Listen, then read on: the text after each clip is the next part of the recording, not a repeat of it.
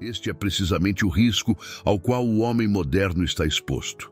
Ele pode acordar um dia e perceber que perdeu metade de sua vida. Os psicofármacos se tornaram uma das formas mais comuns de tratamento para transtornos de ansiedade e depressão.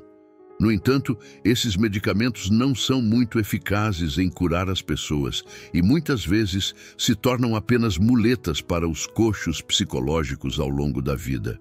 Felizmente, existem formas alternativas de tratar a ansiedade e a depressão. Neste vídeo, recorreremos a Carl Jung, um dos maiores psiquiatras da história, para obter conselhos sem medicação sobre como encontrar uma cura para esses transtornos psicológicos. A sociedade ainda se agarra firmemente à noção de que os transtornos de ansiedade têm origem em alterações dentro do cérebro. Infelizmente, muitos médicos comuns ainda juram por esse evangelho em detrimento de seus pacientes, que são produzidos em multidões pela nossa época. A maioria desses pacientes foi convencida pelo dogma médico de que sua doença é de natureza física. Jung acreditava que a maioria dos casos de ansiedade e depressão não são resultado de um cérebro defeituoso, mas de um modo de vida defeituoso. Portanto, o primeiro passo no método de tratamento de Jung não era prescrever medicamentos, mas fornecer uma dose de compreensão psicológica, compreensão sobre o que esperar da vida e compreensão do que é necessário para mudar. Em relação ao exposto acima, Jung apontou que muitas pessoas acreditam que a vida deveria ser fácil, que o sofrimento deveria ser minimizado e que as dificuldades devem ser evitadas. No entanto, Jung foi franco com seus pacientes, dizendo-lhes que a vida não é fácil, que conforto e paz não são nosso estado natural. Ou, como ele escreveu, em última análise, é altamente improvável que exista alguma terapia que se livre de todas as dificuldades. O ser humano precisa de dificuldades. Elas são necessárias para a saúde.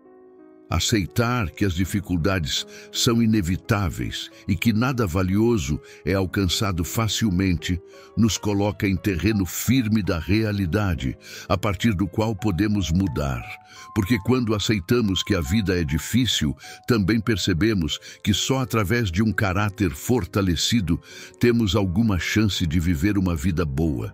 Por outro lado, se continuarmos presos à ilusão de que a vida deveria ser fácil, teremos menos motivação para superar um caráter fraco, pois erroneamente esperaremos que, se simplesmente dermos tempo, a vida se tornará mais fácil. Jung escreveu que a vida é um campo de batalha, sempre foi e sempre será, e se não fosse assim, a existência chegaria ao fim. Outro aspecto da compreensão psicológica que Jung considerava crucial para seus pacientes era entender que nossos problemas existem no presente e que os problemas atuais não são resolvidos cavando em nosso passado. Muitas pessoas gostam de acreditar que só quando descobrem por que são como são, podem avançar na vida. Mas Jung acreditava que um foco excessivo no passado era simplesmente uma tática de evasão usada para evitar a difícil tarefa de enfrentar o que precisa ser feito agora. As pessoas devem saber que não apenas os neuróticos, mas todos, naturalmente, preferem nunca buscar as causas de qualquer inconveniência em si mesmos, mas afastá-la o mais longe possível de si, no espaço e no tempo. Caso contrário, correriam o risco de ter que fazer uma mudança para melhor. Em comparação com esse repugnante risco, parece infinitamente mais vantajoso culpar outra pessoa, ou, se a culpa recair inegavelmente sobre si mesmo, pelo menos assumir que, de alguma forma, ela surgiu por si mesma na primeira infância. O primeiro requisito de qualquer método psicológico completo é que a consciência enfrente sua sombra. A sombra é o termo que Jung utiliza para se referir aos elementos de nosso caráter que negamos e forçamos para o inconsciente devido à vergonha, insegurança ou censura. Em outras palavras, é o lado de nossa personalidade que desejamos esconder dos outros e de nós mesmos. Não há dúvida de que o homem é, em geral, menos bom do que imagina ou deseja ser. Todos temos uma sombra, e quanto menos ela se incorporar à vida consciente do indivíduo, mais escura e densa ela se tornará. Jung acreditava que confrontar a sombra era crucial no processo de mudança pessoal por várias razões. Em primeiro lugar, não fazemos nenhum favor a nós mesmos negando as partes inferiores de nossa personalidade. Simplesmente perdemos o controle de como e quando essas características emergem. Por outro lado, se reconhecermos uma falha de caráter, podemos aprender a controlar sua expressão e, assim, minimizar o dano que ela causa em nossas vidas. Como Jung explica, qualquer coisa consciente pode ser corrigida, mas qualquer coisa que escape ao inconsciente está além do alcance da correção e, com seu crescimento não perturbado, está sujeita a uma degeneração crescente. Felizmente, a natureza garante que os conteúdos inconscientes irromperão na consciência mais cedo ou mais tarde e criarão a confusão necessária. No entanto, a sombra não é composta apenas de possibilidades, mas alguns elementos dela são forças que reprimimos em nossa juventude porque nossos companheiros, membros da família ou a sociedade em geral, nos deram a falsa impressão de que essas características seriam más. Algumas pessoas, por exemplo, reprimem a capacidade de expressar a raiva ou a habilidade de se defender. Outro benefício de trazer a sombra à luz da consciência é que ganhamos acesso a traços de caráter que promovem a vida.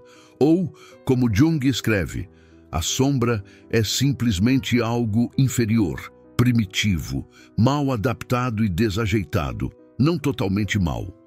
Ela contém até mesmo qualidades que de alguma forma vitalizam e embelezam a existência humana, mas a convenção o proíbe. Uma forma de tomar consciência da sombra é observar as fraquezas, defeitos e inseguranças das pessoas próximas a nós, pois não apenas reprimimos traços de caráter semelhantes, mas também tendemos a projetar elementos de nossa sombra em outras pessoas. Se prestarmos atenção, portanto, a quais traços de caráter de nossos amigos e familiares nos incomodam, também podemos vislumbrar nossa própria sombra. Além de observar os outros, outra forma de trazer a sombra à luz da consciência é refletir sobre os motivos de nossas ações, especialmente as ações das quais nos envergonhamos, e estar abertos à autocrítica quando necessário. Pois, como Jung aponta, muitas vezes a única coisa que nos impede de ver nossa sombra é a incapacidade de sermos honestos conosco mesmos. Junto com o aumento da consciência da sombra, outro aspecto fundamental do método de tratamento de Jung era ajudar seus pacientes a encontrar um sentido para suas vidas. Jung acreditava que alguém está preso em uma profunda depressão ou consumido por um transtorno de ansiedade. Encontrar um papel como um dos atores no drama divino da vida é essencial. Para entender o que foi dito com isso, podemos recorrer a um encontro que Jung teve com um chefe de uma tribo dos Pueblos na primeira metade do século XX. Jung estava discutindo com esse homem as tradições de sua tribo, quando o chefe fez o seguinte comentário: "Sim, somos uma tribo pequena e esses americanos querem interferir em nossa religião. Eles não deveriam fazer isso porque somos filhos do Pai Sol." Ele apontou para o Sol e continuou: "Esse é o nosso Pai. Devemos ajudá-lo diariamente a se elevar acima do horizonte e atravessar o céu. E não fazemos isso apenas por nós mesmos. Fazemos isso pela América.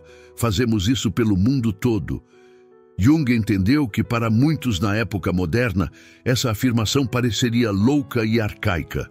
No entanto, como ele aponta, os membros dessa tribo não sofriam como nós sofremos. Eles não eram infectados por neuroses, transtornos de ansiedade ou depressão. Eles não se enchiam de pílulas todos os dias e não foram enfraquecidos por vícios. Pelo contrário, essa tribo era composta por indivíduos altamente funcionais que se viam cumprindo seu dever como atores no drama divino da vida, e suas vidas eram ricas em significado e propósito. Ou, como Jung escreveu, essas pessoas não têm problemas, elas têm sua vida cotidiana, sua vida simbólica. Elas se levantam de manhã com um sentimento de sua grande e divina responsabilidade. São os filhos do sol, o Pai, e seu dever diário é ajudar o Pai a se elevar acima do horizonte, não apenas para eles mesmos, mas para todo o mundo. Deveríamos ver essas pessoas, elas têm uma dignidade natural e plena. Jung contrasta esse modo de vida com o de uma mulher ocidental que ele conheceu. Essa senhora, como Jung aponta, era uma viajante compulsiva, sempre fugindo de um lugar para outro, sempre buscando, mas nunca encontrando verdadeiramente o que estava procurando. Fiquei surpreso quando olhei nos seus olhos, olhos de um animal perseguido, encurralado, sempre procurando com a esperança de encontrar algo. Ela está possuída. E por quê? Ela está possuída porque não está vivendo uma vida que tenha sentido. A dela é uma vida completamente grotesca e banal, sem propósito algum. Se ela morrer hoje, nada aconteceu, nada desapareceu, porque ela era nada. Essa busca compulsiva infecta muitas pessoas no mundo ocidental. Alguns correm de um destino para outro, outros perseguem parceiros românticos, outros são buscadores compulsivos de dinheiro, prestígio, fama ou reconhecimento. Mas, seja qual for a forma que isso tome, a motivação subjacente é a mesma. O buscador está tentando fugir da banalidade de sua existência. Eles buscam preencher o vazio da vacuidade que vem de viver uma vida sem sentido. No entanto, como explica Jung, esse vazio não pode ser preenchido com coisas, nem mesmo com experiências. O que preenche esse vazio é saber que estamos vivendo de uma maneira que faz diferença. Ou como ele escreve, em relação à mulher que conheci, se ela pudesse dizer, sou filha da lua, todas as noites devo ajudar a lua, minha mãe, a se elevar acima do horizonte. Sua existência seria completamente diferente. Então ela viveria, então sua vida teria sentido em toda a sua continuidade e para toda a humanidade. Isso traz paz, quando as pessoas sentem que estão vivendo como atores no drama divino. Isso é a única coisa que dá sentido à vida humana. Tudo mais é banal e pode ser descartado. Uma carreira, a procriação de filhos, tudo isso pode ser comparado a uma única coisa, que a sua vida tenha sentido. Jung não está sugerindo que todos adotem a mitologia dos pueblos. Em vez disso, seu ponto é que muitas pessoas sofrem porque suas vidas não têm sentido. A tarefa para aqueles que desejam se libertar da ansiedade ou depressão é descobrir esse sentido. Devemos encontrar uma forma de justificar nossa existência para que, assim como os pueblos, possamos acreditar que nossa vida tem sentido. Para alguns, isso pode ser alcançado através da religião. Para outros, contribuindo de forma significativa para promover valores como justiça, liberdade ou comunidade, enquanto outros o encontrarão através do ato criativo. Porém, cabe a nós, e apenas a nós, descobrir como podemos desempenhar um papel significativo no drama divino da vida. Para os poucos que alcançam essa tarefa, uma vida plena definirá seu futuro.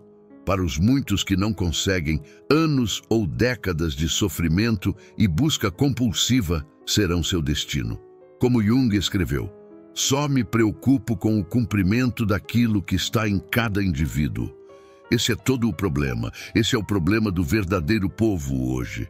Faço tudo o que é necessário para que meu Pai possa se elevar acima do horizonte. Obrigado por chegar ao final. Espero que este vídeo tenha sido útil e tenha feito você refletir. Se você é novo aqui, considere se inscrever para trilhar junto conosco. Até logo.